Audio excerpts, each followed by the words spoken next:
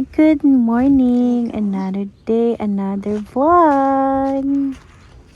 Guys, papunta na naman kami ngayon sa papa-check up kami ngayon.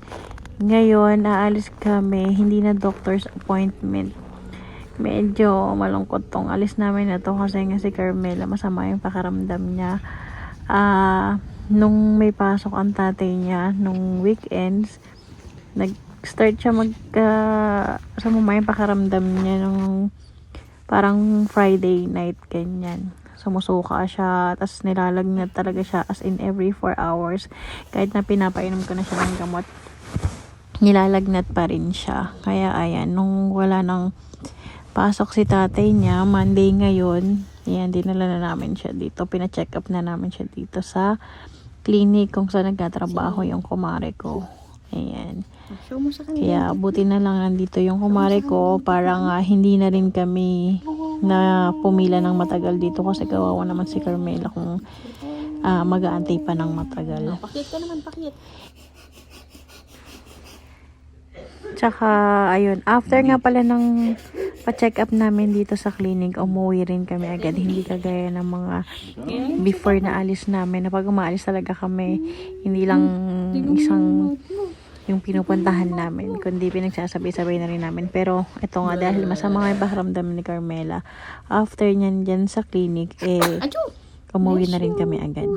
Ayan, sinisipon siya, inuubo siya, tas nilalagnat siya, tas nagsusuka-suka siya, ganyan. Kahit na nakapasok na kami sa room, medyo matagal pa rin talaga yung doktor dumating kasi nga marami talagang may sakit ngayon. Uso talaga yung sakit dito kasi nga ang lamig-lamig. Ayan, tinamaan pa tuloy si Carmela. At nagkakahawa-hawa na rin kasi kami. And then, the next day, ayan, dumiretso na kami sa dito sa Children's Emergency. Kasi nga, yung binigay sa aming gamot sa clinic yesterday is pang fever lang talaga siya. So, parang feeling ko talaga kasi parang may mali talaga. Kaya sabi ko kay Melo, diretso na tayo. Pumunta na kami ng emergency. Ipapacheck sana namin yung ihi niya. And, ayun nga, in-x-ray siya. And, ang result is, meron siyang mild pneumonia. Pero, madadaan pa naman siya sa antibiotics. So, binigyan lang siya ng antibiotics.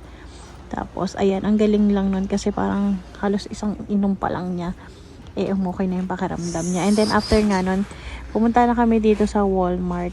Ako lang pala, hindi na bumaba si Carmela kasi nga, may bibilin lang ako sa kanya. Bibilin ko lang siya ng food niya. Tapos, ayan, ikot ko na rin kayo dito. Dati, kung hindi ako napupunta dito sa area na to, pero ngayong may Carmela na ako, kada papasok ako ng Walmart, dito na ako sa dulo pumupunta. Minsan kahit wala naman akong bibilhin, gusto ko lang talaga umikot-ikot dito kasi nga baka may kailangan ako, ganyan, para kay Carmela. Kasi nga parang pang baby section tong mga to. So guys, nakauwi na kami. Tapos, naman kami ng Walmart. May nakita akong ka-sale na steak. Ayan, sale siya. Bakit kaya ito sale tayo? Bumili akong dalawa. Tig-isa kami ni Melo. Tatry namin. Bumili na rin ako ng asparagus. Nani kaming chicken breast. Gagawa ako ng chicken cordon bleu.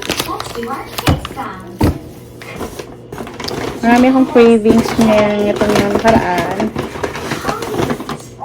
Tapos, bumili rin ako ng mga pagkain ni Carmela.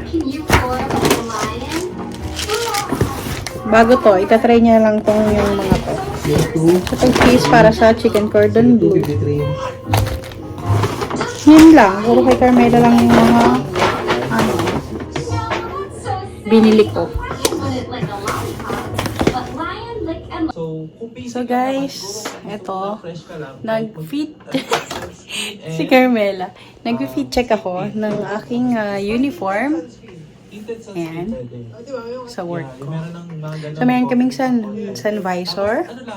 Itong uniform ko na Tim Hortons and yung aking pants. Yung iba naman, maganda na yung kilay. Ayan. Bibi, papasok na si Nani sa work.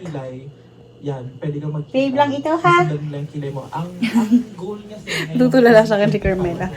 First time niya ako nakita na hindi na uso yung ganito. na kailangan mo i-drawing. So, ayan. May shape ka na Ito ang aking...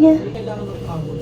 So, ito ang aking uniform. Magki-picture ako, tapos i-edit ko, try ko ilagay dyan. Kung ano ang aking outfit check. Ayan, may logo siya ng Tim Hortons dito. And Canada. Maple Leaf. Tapos dito ulit. Ito naman, pwede naman itong i-button mo ng isa lang or dalawa. Ganyan. Parang landi kasi pag nakabukas to eh. Kaya mas gusto ko yung ganyan. Pero pagka summer, pag nainitan ako. Ayan, ganyan. Yung rebonded kong hair. Charot. Excited ako pumasok sa work ko talaga. So, yun lang guys.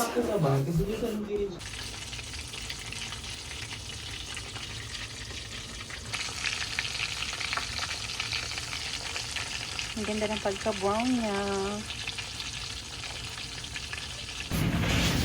So, habang nagluluto ako guys, ay tulog naman ang aking baby Luis.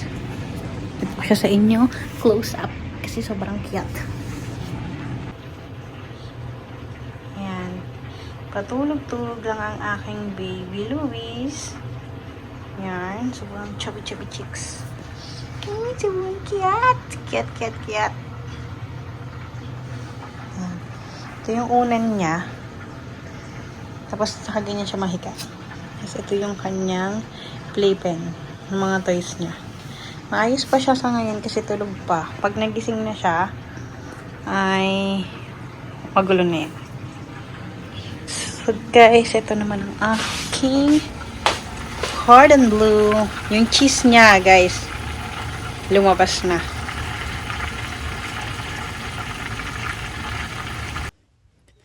Guys, ito na nga nakakaloka yung nangyari. Nag-washroom lang ako. Tapos narinig kong parang may biglang pumatok na sobrang lakas. Nagulat ako kasi natutulog si Carmela, yung pala sumabog na yung glass doon sa oven. And ayun nga guys, pero buti naman naluto ko pa rin naman ng maayos to. Chicken cordon bleu. Kahit na ganun yung nangyari. After nang tumawag agad ako kay Melo kasi nga sobrang natakot talaga ako kasi nga dahil nga yung kay Carmela tsaka pag nalaman niya din yun, hindi ko sinabi, magagalit siya. Kaya sinabi ko agad. Guys, kitchen na po ang baby ko! Say hi! Say hi! Hi guys! Kissing na po ang baby ko!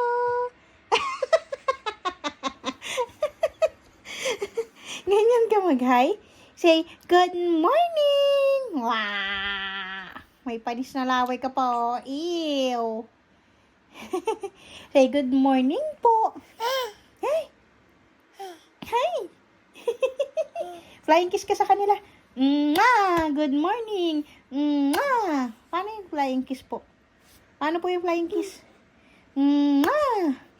Guys, ang ganda ng hair ng baby ko, di ba? Ang nakuryente. Kalikot kasi mag-sleep eh. Flying kiss ka sa kanila. Kiss mo sila.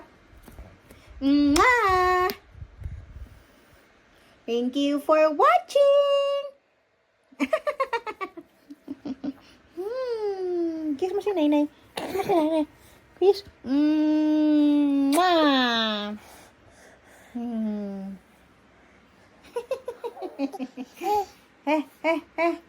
Bye! Say bye! And guys, ito na nga yung kinagabihan na after mangyari ang mga lahat ng mga kinemerot. Ayan, okay na po si Melay. Hindi na po siya nilagnat pa. Masigla na siya ulit, naglalaro na siya ulit. Hindi kagaya ng mga nakaraang araw. Sobrang parang puro tulog lang din siya. Tapos magigising lang siya kasi nasusuka siya. Kasi nga natitrigger yung reflux niya. Ayan, buti naman ngayon okay na siya agad. Talagang nainom na talaga niya yung tamang gamot para sa kanyang kung bakit siya nilalagnat ganyan. Hindi rin siya sa titing kasi yung titing naman niya hindi naman ganun kagrabe na lagnatin. Parang nung nagtiting siya nung hindi naman siya talaga ganun kataas nilalagnat. You brush your teeth. Sandali, get mo yung toothbrush mo.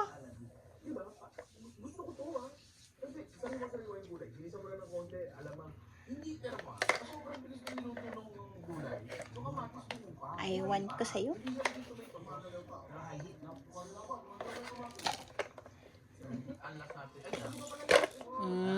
Very good. Oh. Brush mo na yung teeth mo. Brush mo na yung teeth mo. You brush your teeth.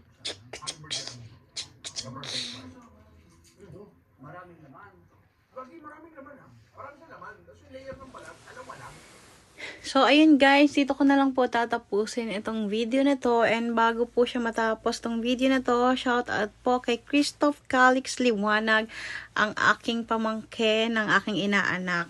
Ayan, hello, hello. Thank you, Kali, for watching. Ayan, lagi daw kasi siyang nanonood. Thank you, Kali. Love you, miss you. So, yun lang po. Bye, guys. Thank you po sa lahat ng nanonood. Guys, comment nyo din kung gusto nyo magpa-shoutout. Wow! Sikat yarn. Char. Sige na po, guys. Bye. Thank you.